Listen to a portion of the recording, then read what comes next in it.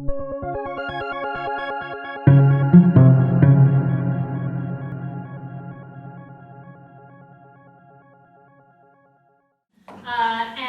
Dr. Ahn is an assistant professor at University of Georgia in the Grady College of Journalism and Mass Communication. Right? She received her PhD from Stanford University. Ooh, not really. In 2011, and she does really interesting work on virtual reality that she's going to talk about today, and is actually the director and founder of a lab at University of Georgia that the name's now escaping me. The Games and Virtual Environments Lab. Games and Virtual Environments Lab. Thank you. Because one of the things that's really tough about doing research in virtual reality stuff is that you need a lot of equipment and space to do these things, and so it's really important to be able to establish these places that you can do this kind of research.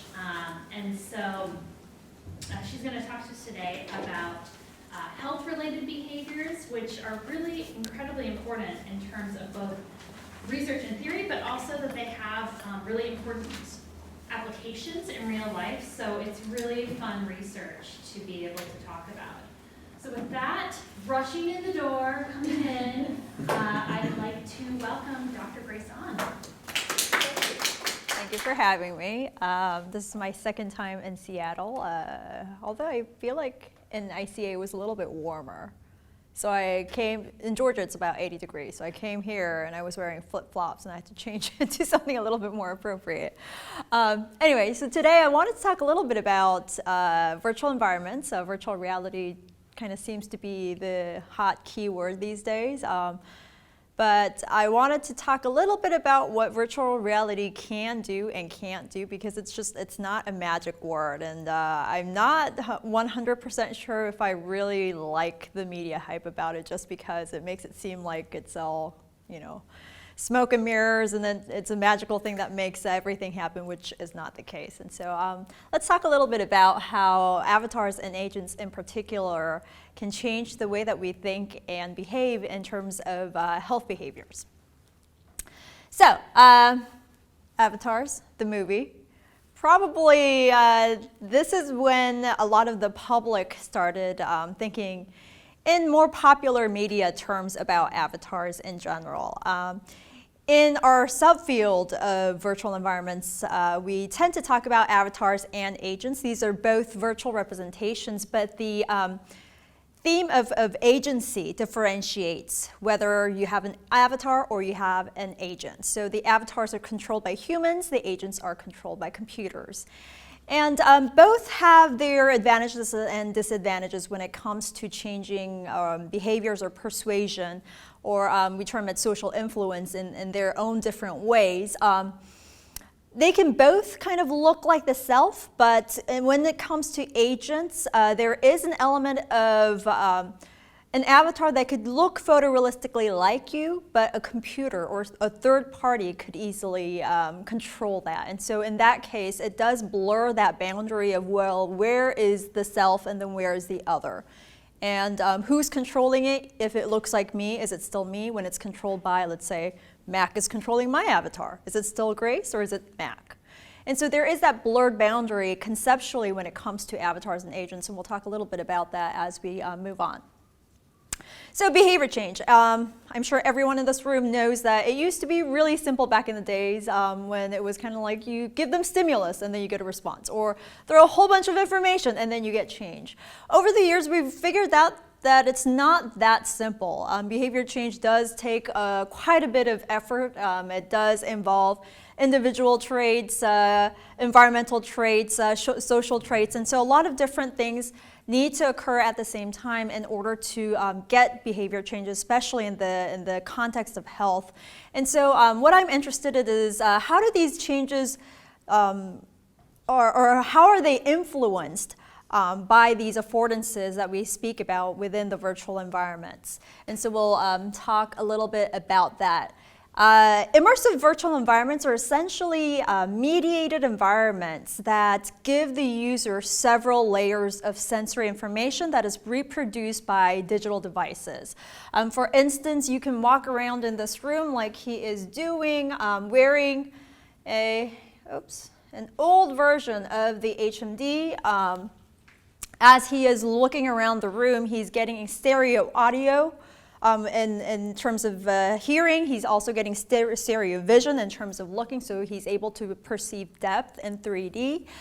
He's also able to feel a little bit of haptic vibration on the floors, and so regarding when does it become immersive, highly immersive, and when does it become low immersive is really dependent on how many layers of sensory information are you giving this person. And so more layers of sensory information, the more likely it is to induce immersiveness. However, we do talk about the perception of presence, and presence is really a subjective or psychological belief in that you're actually there in the world, and it does differ from person to person. And so if you say that, hey, I gave you a whole bunch of sensory information, so you should feel present, that's not always the case. There is a wide range of individual differences when it comes to feeling presence. So when we talk about the affordance of avatars and agents, there are several different ways that they're able to change our attitudes and behaviors in the physical world. One would be the acceleration of time. And so with avatars and agents, you're easily able to show the passing of time in an accelerated way. So if, for instance, one of the main reasons people fail to regularly exercise is because it takes a bit of time for that benefit to show up, right? So you exercise for whatever 2-3 months, and you don't seem like there's a big change, and so that's likely to lead you to give up. Whereas with avatars and agents, you're immediately able to see the benefits of your exercise, and that's able to kind of accelerate the expression of passing of time. There are also vicarious experiences without the physical costs. And so you're able to show people the negative consequences of what's going to happen if you were to continue the present behavior without physically costing them any injury or damage or so on and so forth. There's also the presence and the embodiment. And because you are using your avatar, or because you're represented in the virtual world as a virtual human, you feel a sense of embodiment. Then it really tends to strengthen the perception that you're there in the virtual world. There's also the fact that you can fully control physical appearance at a click of a button. You're able to age an avatar, you're able to get it to look thinner, you're able to get it to look taller, so on and so forth. And so we talked a little bit about a virtual human that could look exactly like me but be controlled by another person, and we call these virtual doppelgangers. And so even if you have a photorealistic avatar in front of you or an agent in front of you, they can be controlled by other people, and you have full control over what they look like. So my piece in all of this is that I like to look at digital media technology as tools of persuasion, particularly in terms of how our virtual experiences affect our physical behaviors in the real world, and how that in turn influences our virtual experience. So there's an interaction of effects between the virtual and the physical worlds. Largely, I look at it in the realms of health, environment, and consumer behavior. Today, we're going to talk mostly about health behavior, but I do have other studies in the other realms, and so if you have any questions regarding that, I would be happy to address them. So, firstly, I would like to talk a little bit about risk perception, which is something that we're really good at avoiding. So I don't know if you can read this, but it says, I'm out in the fresh air and sunshine, my lungs are getting plenty of exercise, and I'm consuming a leafy vegetable. This has to be good for me, about smoking. And so we tend to do this a lot with any sort of risk perception. And this is the big problem with risk. There is a social gap, and so first of all, we say, you know what, there is a risk, but it has nothing to do with me. Everyone else might die here, but I'm going to be okay. And psychology has studied this in length. There is the unrealistic optimism that particularly youth and adolescents are susceptible to. There's a better than average phenomenon in which all of us here think that we're at least a little bit better than everyone else, the normal average Joes and Janes, in several different dimensions. And then there's the problem of temporal gap. So we think that even if there is a risk, it's going to happen far, far off in the future. Not tomorrow, but maybe 10 years, 20 years, 30 years down the road, and we're really good at thinking that there's a rosy future, because none of you would be here if you thought that the future was gray and depressing.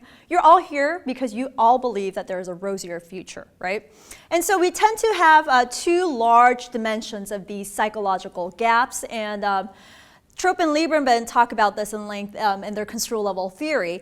And I propose that virtual environments are very good at closing both the social and the temporal gap, and I'll show you exactly how we're able to do this. So first of all, we are able to create that virtual self by using two digital photographs. And so essentially, we're able to do a digital face-off where we align the digital points of your eyes, your features, so your physical features, and then we wrap it around this avatar mesh. And once we do that, we get a pretty photorealistic representation of you that we're able to use as either avatars or agents. And once we are able to wrap this physical digital dimension of you as the avatar, we're able to make it talk. We can make it have different expressions. We can make it frown. We can make it dance, so on and so forth. We have full control of you once we create your avatar. And even better, we're able to show you the accelerated passing of time. So this was one of my lab mates who was in his early 30s, and you are looking at him instantly turn into a 60-something-year-old. And so he is aging. Once we create your photorealistic avatar, we're able to show passing of time in a matter of seconds or minutes. So that's what he looks like when he's 65. And we conducted a really interesting experiment using this because apparently for a lot of the financial institutions, they were having a lot of trouble recruiting undergraduates to save up for retirement, because all undergraduates think that they're going to be 20 for the rest of their lives. So they're kind of like, retire? I have nothing to do with retirement. It turns out that when we show them this visual image of them becoming 65, it really hits home. They really understand that, you know what, I could become 65 one day too, and I might need retirement. And so they actually took an application of this where the undergraduate students could use a slider bar and see themselves grow old in front of their eyes immediately, and that really gets to them and gets them thinking about saving for retirement. And so this does have a real-world application. In any case, by using both of these techniques, we're really able to get to the core of these psychological distances and close that social gap and close that temporal gap. And so the first few studies that I conducted were regarding sugar-added beverages, so mostly soft drinks. And this is one of those habits where people think that it's benign. So that's one of those habits that are really difficult to break because you think it's benign. And you would think that people understand the fact, because we've been talking about it for such a long time, that you drink soft drinks and you're supposed to gain weight and it's a bad thing and so on and so forth. But number one, they don't think it's going to happen to them. Number two, they think that it's going to happen in the far, far off future. And so I wanted to think about an instance where we incorporate both the traditional pamphlet and highlight the pamphlet's information in a virtual simulation. And so a few experiments were conducted, and one, I did a 2x2 where I either tailored the message or gave them a generic message. In the tailored version of the virtual simulation, you would see a photorealistic self. In the general version, you would just see an unfamiliar avatar, or the pamphlet was either tailored to you or kind of a general public. And then in the other experiments, I compared using the pamphlet with the virtual example with just a pamphlet using the regular base rate statistics, and then a pamphlet that used the static pictures, and so a before-after picture. And so here's the actual pamphlet that was published by the New York Health Division. And so it basically talks to you about the dangers of sugar-added beverages and the fact that you're likely to gain, just based on the extra calories, about an average about 10 pounds a year if you were to continue to drink regular soft drinks daily. And so you can see that they're really kind of focusing on the obesity aspect of sugar-added beverages. And here's the virtual simulation that highlights this fact. And this is a photorealistic avatar of one of our undergraduates. Can you hear that? So she is drinking a sugar-added beverage, and on the scale, you're seeing 20 pounds of fat. In the clock in the calendar in the back, you're watching the passing of time for about 2 years. And so the idea is to highlight the fact that the pamphlet talks about where you gain an average of about 10 pounds per year as a result of continuously consuming sugar-added beverages. So we measured results immediately afterwards and then 1 week following the experimental treatment. So it turns out immediately afterwards, when you tailor the message, so when people receive a tailored pamphlet or they see a photorealistic self in the virtual simulation, it's pretty effective in decreasing the intent to consume. Now, 1 week later, what's really interesting is that people forget about the fact that they read the pamphlet. So they're kind of like, yeah, I read the pamphlet and it was great, but they forget about it in a week. In 1 week, what really sticks around is not the tailoring, but actually the fact that they saw both the pamphlet and the virtual simulation. And seeing the virtual self actually leads to more sense of presence, which is pretty natural, and they think about the problem in terms of their self. And so they really tend to think about, hey, am I personally relevant to this to this perceived risk, and so on and so forth. In terms of the mediation, immediately following the exposure, there's tailoring, and that leads to a decrease in social distance with the perceived risk of consuming soda beverages. And then that leads to increase in involvement and decrease in intention.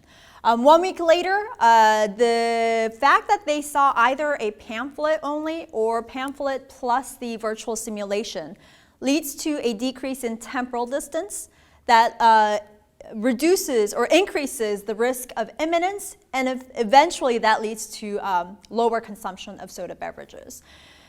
And so, I guess in terms of what you're expecting to obtain as a result, you could have two different approaches. If you want immediate results, perhaps tailoring is the way to go. Then you won't have to even bother with virtual simulations. You can just use a tailored pamphlet, and it's significantly different in terms of the effects.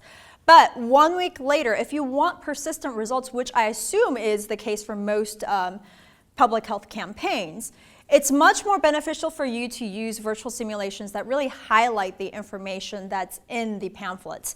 Now, a lot of people ask, well, then can't we just use virtual reality for everything? Well, actually we can't, because what virtual reality is really good at is to deliver a visceral level that highlights the information, but it is not able to give you information-dense material like pamphlets are able to.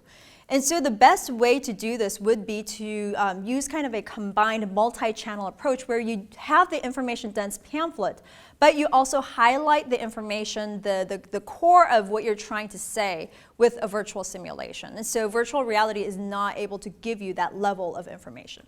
Also, a lot of the studies show that when you feel high presence, and one of my recent studies shows this, when you feel high presence, you're so into that particular simulation that you're not really recalling that information.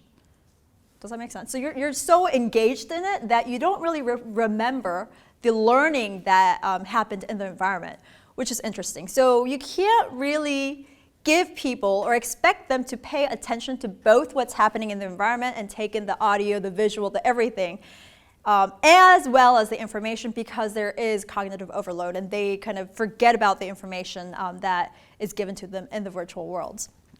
Now, I think this is a really easy way to highlight pamphlets that you get in your doctor's offices, because no one reads them, right? You get a whole bunch of pamphlets and then you throw them out the door or out them in the trash as you walk out the door.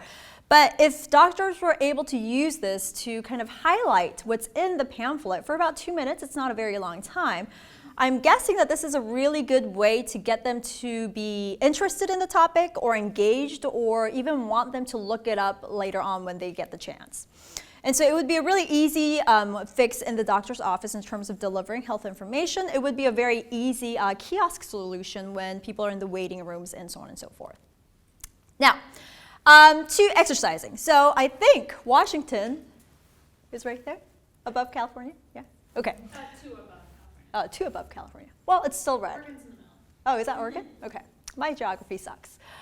Georgia's right here.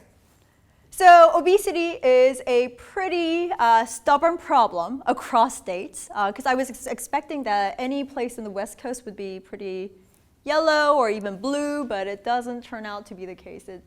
It's a pretty nationwide prevalent phenomenon. What's really interesting, this is the updated 2014. It looks like Seattle or Washington has lost a little bit of weight. Georgia is still very red. And so it's not really going anywhere, especially for the southern states. What's really interesting about obesity is that kids between the age of 7 to 12 start going to school. That means they have a lot more sedentary time.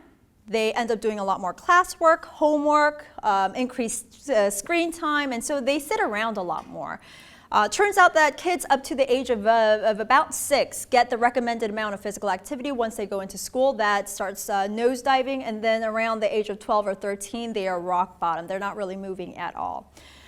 And so we were concerned about this issue, and we found a really interesting report released by the American Heart Association that says that, you know what, people actually, they might not want to exercise, but when they have pets, they have no other choice but to walk their dogs. And so pet ownership actually has a positive correlation for a host of good health indicators like obesity, physical activity, cardiovascular diseases, and so on and so forth. And so a lot of practitioners jumped on this, and they tried to develop interventions that use pets. The problem with this is that pets are not systematic. So your dog can't be like, well, today we walked 30 minutes, so tomorrow let's go for 40 minutes, right? So a lot of mixed findings when it comes to interventions using actual pets. And so the idea was, well, why don't we develop a virtual pet that maintains that positive human-animal relationship, but also is very systematic about you sticking to a physical activity regime. So I gathered an interdisciplinary team from communication, engineering, vet med, extension services, and we created a virtual fitness buddy, which is designed based on the social cognitive theory. So it has the individual self-efficacy elements, make sure that you see social influences of vicarious experiences, and then it gives you several incentives to continue with your physical activity. So this is a chart that basically maps out the different features of the virtual pet that follow the tenets of social cognitive theory, and we'll just show you a more summarized version of this. The kiosk is pretty simple, where we set up a large monitor on top of a furniture, like a podium like this, and then on top of that we have a motion sensing detector, the Kinect, and then the Kinect basically talks to your Fitbit. Now, the most expensive piece of this kiosk was, surprisingly, the TV stand, because it was made of wood. The flat screen TVs are super cheap these days, maybe $300, $500. The Kinect is maybe an extra $150. The Fitbit is an extra $50. And so the wood furniture piece was the most expensive. Very affordable, accessible. Here's the interaction cycle. So we gave each kid an accelerometer, an activity monitor. Wearing that, the kid will approach the kiosk, and the virtual pet says, hi, my name is whatever, Grace or Katie or whoever the virtual pet is. And then the virtual dog will ask the child to set a physical activity goal. So do you want 30 minutes, 60 minutes, 90 minutes, whatever your physical activity goal is. And then the virtual pet will ask the child to leave the screen, because I don't want to increase overall screen time, and go exercise away from the kiosk. After the child thinks that he or she has met that activity goal, he comes back. The kiosk automatically detects the activity minutes, so the kid doesn't really have to do anything. The virtual dog automatically pops up. If the child has met the goal, they get a chance to interact with the pet in a variety of ways, teaching them tricks. If they haven't met the goal, the virtual dog will simply tell them, you still need 20 more minutes to go. You need to go out and exercise a little bit more. So here is a quick video of that.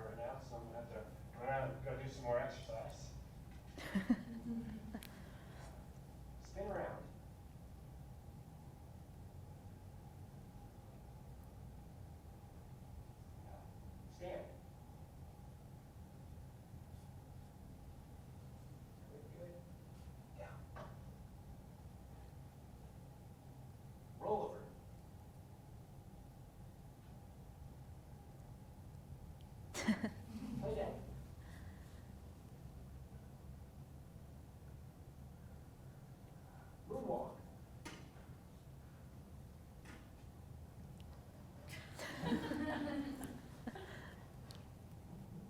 Good boy. Fetch.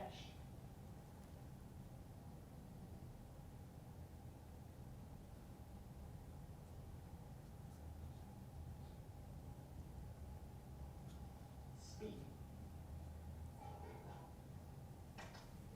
So that was the range of tricks, and you can guess how it could be very engaging for little kids when it comes to exercising and basically hooking them onto the physical activity program.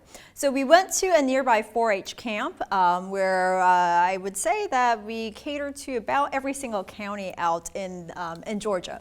We recruited 59 children. Half of them were engaging with the virtual pet. The other half in the control group engaged with a computer system that had the same goal setting and feedback and evaluation features, but did not have the virtual pet. And so we went in there for 72 hours, allowed the kids to set as many goals as they wanted during that 3-day intervention period. And children who interacted with the virtual pet exercised on average 1.09 hours daily compared to the children in the treatment group. And this was actually an astounding finding because we were initially concerned going into a summer camp where children were already active, and so we were concerned that we would hit ceiling effects.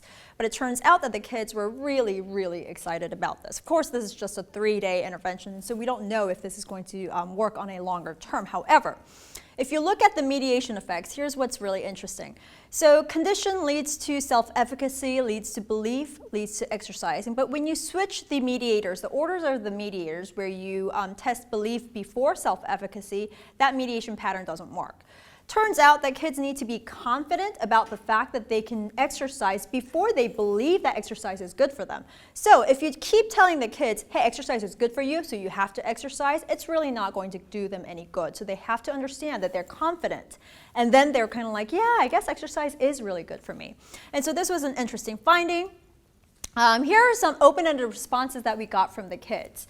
One said, when you exercise, it was really doing it with you, exclamation mark. Kept getting skinnier as we exercised. When you were bored, you could go and plug it in and work with it as long as you want. It was awesome, and 10 exclamation marks. Well, it helped me a bunch to get moving because I knew I had to keep it healthy, so it made me get moving more. So you get how kids understood that relationship of vicarious experiences even without us having to explain it. It would get skinnier when you exercise. I like that he was able to do what I do, and I also like that the further you get, the more tricks you learned, is I think what he's saying. So he liked his tricks. Some problems, and I think this has to do with the fact that we were in a 4-H camp with a lot of kids running around, field experiment, and so sometimes the Connect was not able to pick up on their commands, and so they were frustrated that it was hard to tell him what to do. He was stubborn. I at least like the way that it sometimes doesn't listen to me, how it doesn't listen sometimes, and then this is my favorite, you have to exercise. Don't like it. So it turns out that kids really, really care about this virtual pet. There was a little girl, and it was her first time at this camp. So she got homesick, and she's crying to the counselor. And so the counselor apparently offered her a ride back to her cabin. And through her tears, she was like, no, I have to exercise with my virtual pet, so I'm going to walk, but I have to cry. And so she cried and walked her way back to the cabin. So they really, really care about the virtual pet. Very mobile kiosk. Like I said, it's on this TV stand that rolls around, very easy to kind of put in your car, and it can go anywhere the kids are. If you think about the Microsoft Kinect, it has sold over 24 million units since it first came out in 2010, which means that 24 million units of households already have this infrastructure. We can simply push out the content when it comes to that. A lot of kids already have Fitbits, so very easy distribution. Very mobile. The findings are translatable. We can put it on your iPhone. We can put it on your mobile devices. We can put it on your computer. Very scalable. Now, how much time do I have? Like 10 minutes? Yeah, you could do that. Okay. So we understand that obesity is not based just on physical activity. There's also the nutrition aspect of things. And what I was really shocked to learn is that less than 10% of adolescents nationwide eat the fruit and vegetables that they need to. Here's a really difficult thing about fruit and vegetables or healthy eating. Immediately, if you tell someone that this is healthy for you, what does it make you think of? Yeah, it's yuck. It's blah, right? So a lot of kids, eventually, when you tell them, hey, this is healthy for you, so you have to eat it, they end up not liking it. And so here's that catch-22 in this situation where you can maybe force a kid to eat fruit and vegetables, but if it changes their preference towards that food, it's not going to be a long-term thing. They will eat it for maybe a few days and then give up later because they've ended up not liking the food now. So our guess was that if we're able to get them to focus on the interaction, the fun part of things, then maybe we can get their minds off of this healthy aspect, which is problematic in a lot of nutrition studies. And so we went into another camp between the ages of 7 to 13. This time we had 3 groups. So we had the baseline. We had a computer only where they had the computer features but didn't have the virtual pet. And then the third group had the virtual pet as well. And so it was a 72-hour intervention, and we developed a smartphone application so that the camp counselors can immediately make observations of their fruit and vegetable consumption without having to recall like a 24-hour food diary, which is notorious for having self-reported measure mistakes.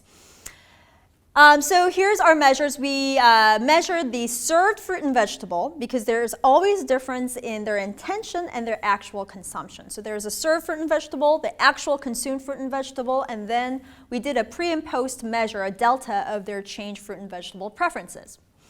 And here's a video, but I don't think we have time for the video, but pretty similar setup. And so here are the results. For the served fruit and vegetable, there is a significant difference between all 3 groups, with the virtual pet group wanting the most fruit and vegetables.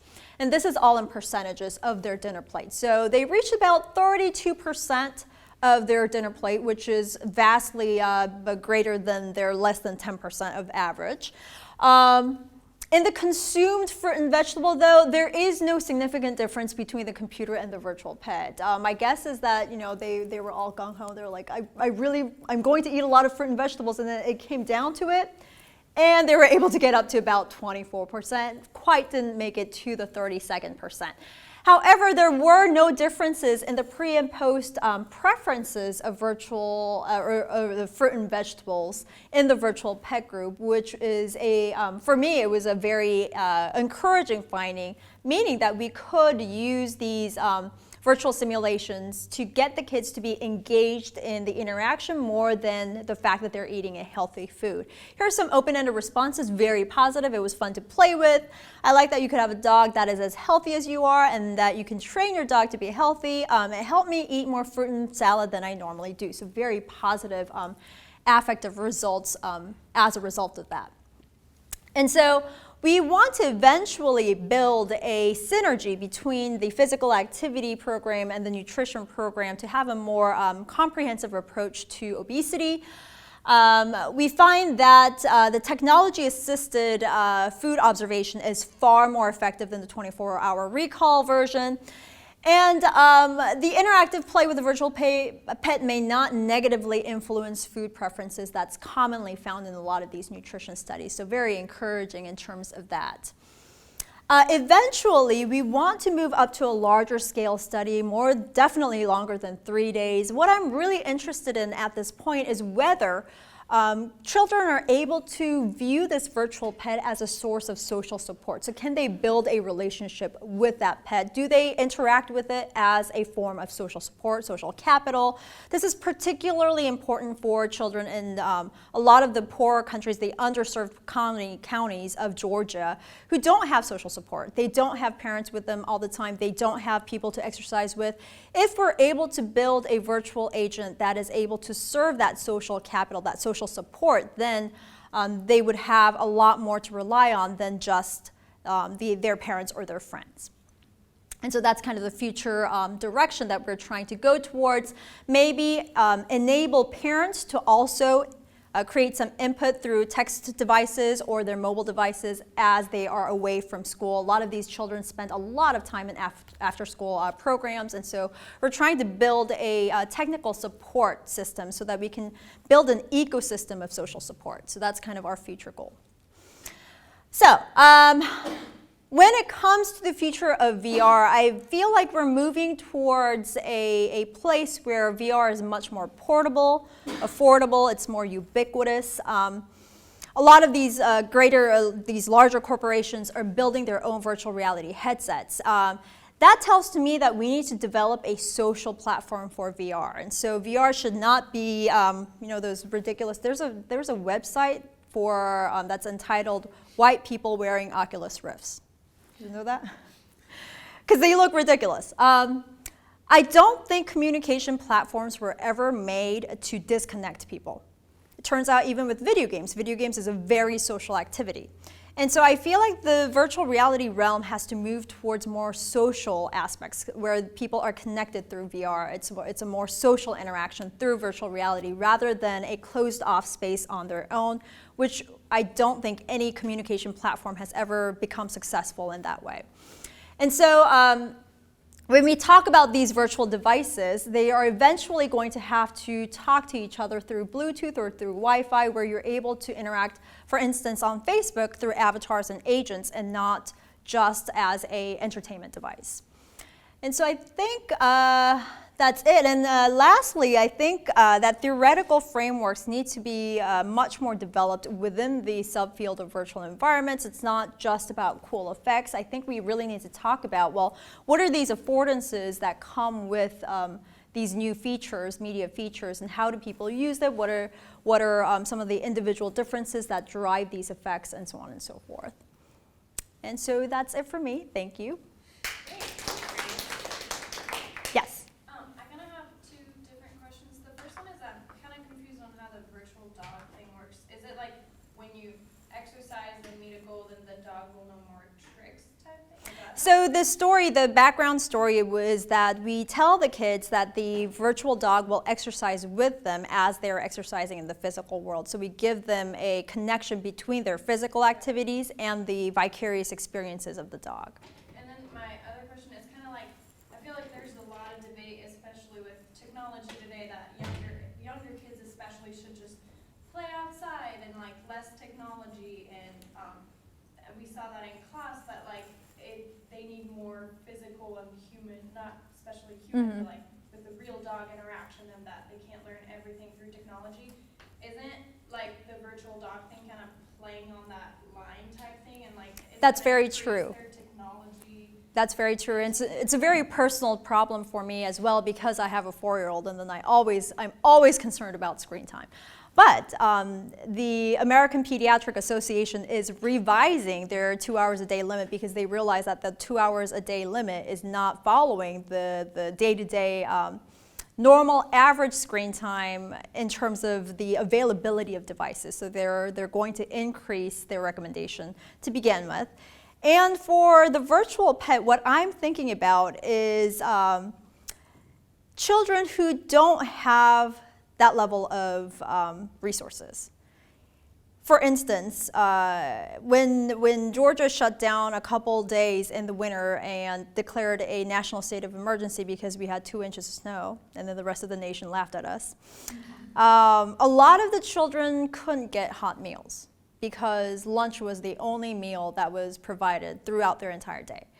So when we talk about virtual agents providing social capital, I think I have more of them in my mind than people who are able to afford pets, who are able to get their parents to help them, who do have a built-up bank of social capital that they can rely on. I think I'm a little bit more concerned about people who are unable to give that same level of resources. And so if it helps them out, and that's why I designed the virtual pet in mind to reduce screen time. So instead of exercising in front of the screen like some extra games, I want them to get away from the screen so that they can engage with their Fitbits while they're exercising and doing their basketball playing or whatever, playing with their friends.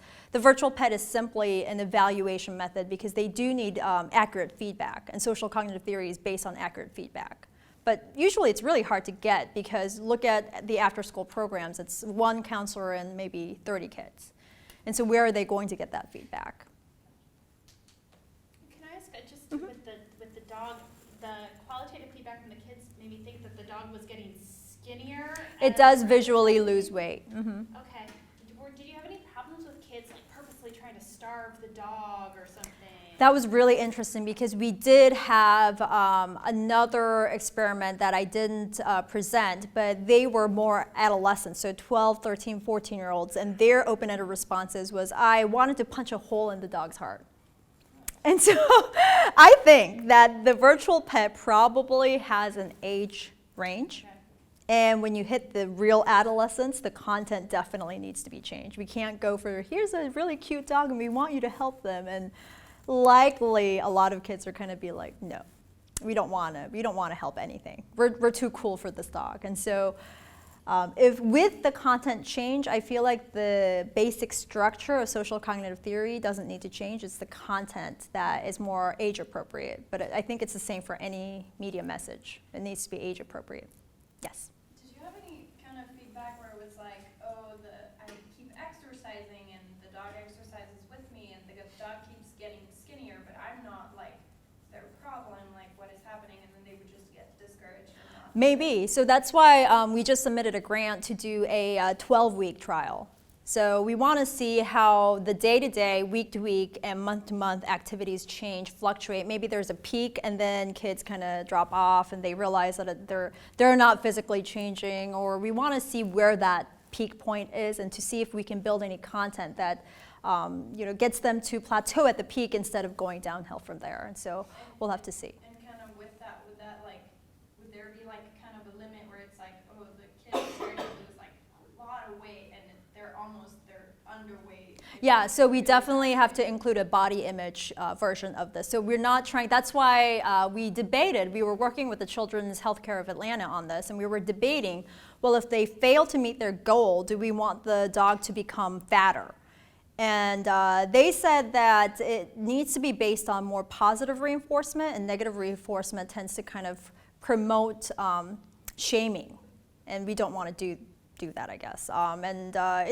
I guess it's really difficult to show them future negative consequences of obesity without getting into that problem. It gets a little bit hairy with body image because we don't want to promote anorexia or bulimia. And so I think a third leg, in addition to the physical activity and the nutrition, needs to be a body image for sure. Anything else? Yes? So I'm just sorry the whole line of work on the virtual cat never worked out.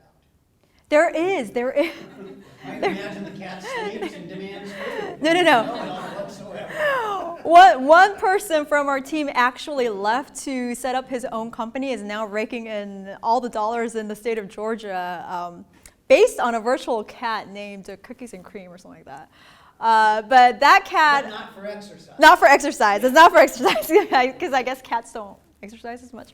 It's about diabetes and what happens to your internal organs as a result of diabetes. But yes, it could, because we're virtual pets could be anything. It could be your pet iguana, but iguanas, I don't know. They probably don't exercise.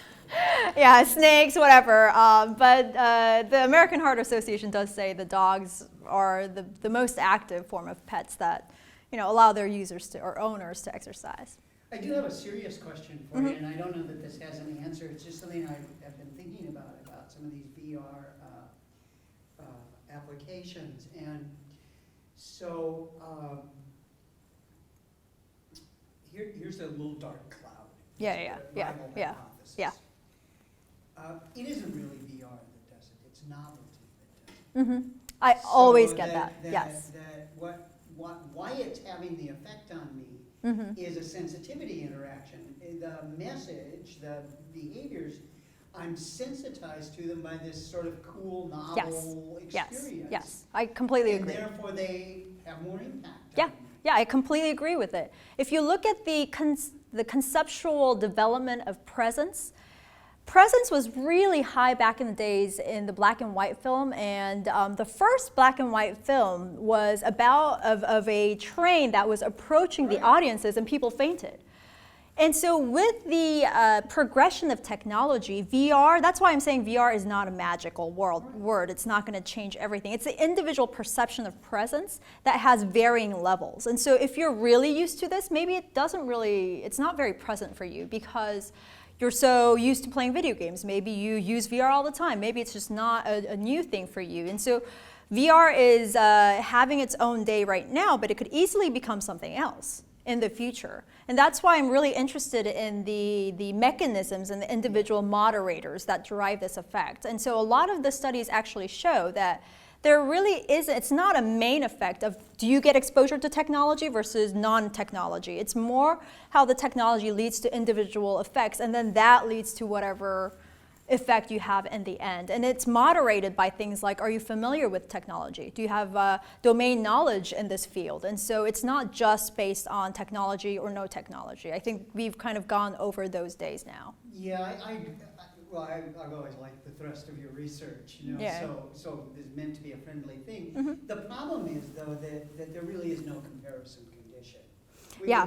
We can measure all of these things, but Yeah. it's all set within an immediate historical context. Yeah, so that's, I mean, my computer only and virtual pet thing was trying to get at that because I didn't want, hey, here's nothing, here's a piece of paper, and then here's virtual dog. And so the computer only had all the features, but didn't have the virtual dog. So that was my attempt at trying to, but every time someone will say, well, this is apples and oranges. And it's a little bit hard to say something to the effect where, well, it's not apples and oranges, but I think my argument is that you have to have a combination of both instead of saying VR will take care of everything. Yeah. Because VR is good at some things, but it's not good at others. And so it's kind of like the argument, well, can we ever completely get rid of newspapers? Probably not. I feel like newspapers have their own area, and other things like Twitter or other social media platforms have their own power. And when they're used in combination with each other, I think that's when you're able to kind of benefit from all of this. Don't disagree with that at all. As I say, I like that comparison you did. Mhm. I'm thinking, though, that another strategy for addressing this kind of a concern is replication of older studies. Yes, yes. And Yes. sort of ongoing replication Yes. of them and see what happens to the effect sizes over Yes. time. Yeah, I think that's a really important point. And so I've been trying to gather enough studies for a meta-analysis. There just isn't enough. So we recently did one on avatars and agents. And so we were able to scrape up, I think, about 30 studies just focused on the social influences of are avatars more effective or agents more effective. And I'm hoping to be able to do that for a lot of other virtual environment studies, but usually there's not enough. Or they're in journals where you're kind of, the credibility of the study is a little bit questionable. But there's just not enough people doing it in terms of social science. There's a whole bunch of people in the computer sciences group, but they have a completely different approach. They're more on, well, can we make better devices, faster devices? Is it prettier? Is it clearer? And so I'm hoping that more people jump in. Maybe you guys in the audiences will eventually come work with me later on. Yes. I kind of have a follow-up-ish. Mhm. You said like the whole virtual dog is to kind of bring more opportunities to like Yes. families that maybe can't afford a dog or that kind of stuff, but you still have to buy the TV stand, the TV, the like Connect thing. Isn't that going to be more expensive? And as the program like advances and new like updates are made, it's going to become more and more expensive. So how Yeah. is that going to like kind of balance the I can't afford a dog, but somehow they can like they manage to afford that whole Yeah. entire process? Yeah, look at statistics on television penetration and smartphone penetration, and you'll be surprised. You'll be surprised at how many people have television in their households, regardless of where they are.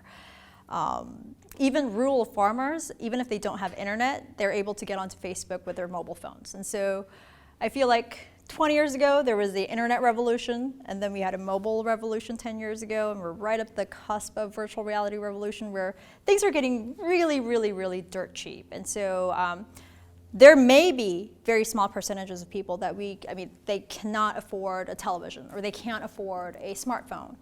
And maybe they won't be able to take advantage of this, but my hope is to be able to go through to community centers and schools where they are able to get access to resources like public libraries. And so this series of experiments was conducted at 4-H camps, and now we're working with the YMCA of Metropolitan Atlanta so that we can go into the after-school programs of these underserved populations. So you're more focused on like a community, like school-based For now, family? yeah, for now.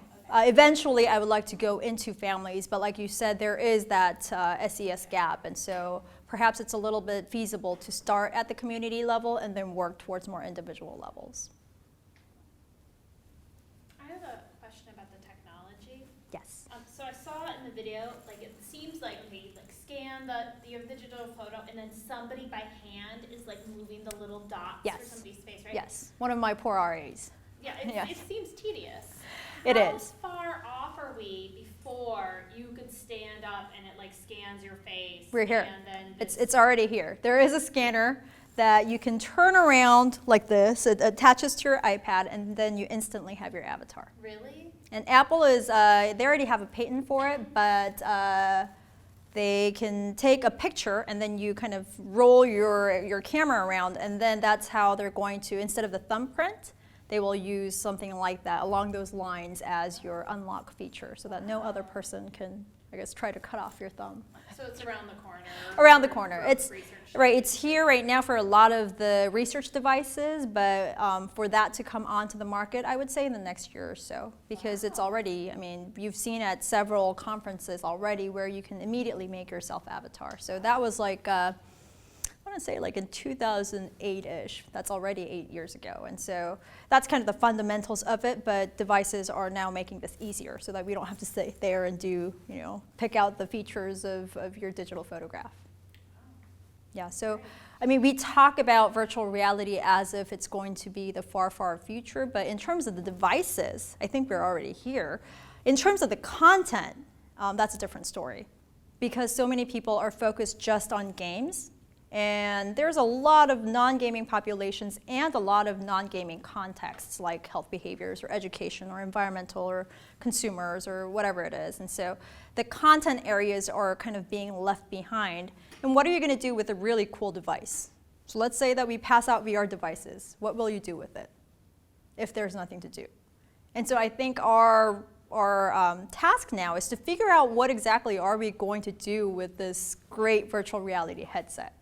And I don't know if you guys saw it, but people are eventually testing out things like, well, let's try a virtual reality headset on a roller coaster. Have you seen that? It's pretty awesome. You should Google it. But they're in Six Flags. They're riding a roller coaster, and they're actually going through space based on this virtual reality headset, and they get to shoot at things as they are flying through and making their roller coaster path. And it's awesome. People are screaming. They're enjoying it. It's a great use of VR because it will not make you sick because your body is moving with the virtual world. A lot of the virtual worlds where you sit down and the world is moving on its own, you feel like you're going to puke. That's where cyber sickness comes from. But when your body is moving with the motions, then it's a lot better. And a lot of people were surprised that they didn't feel sick at all. But I get sick just riding roller coasters, so whatever. That's not for me. You have other questions? Well, this was incredible and really important in terms of public health Thank you. research. So, it's great to hear research that's really making a difference. So thank you Thank you. so much. Thank you for having me.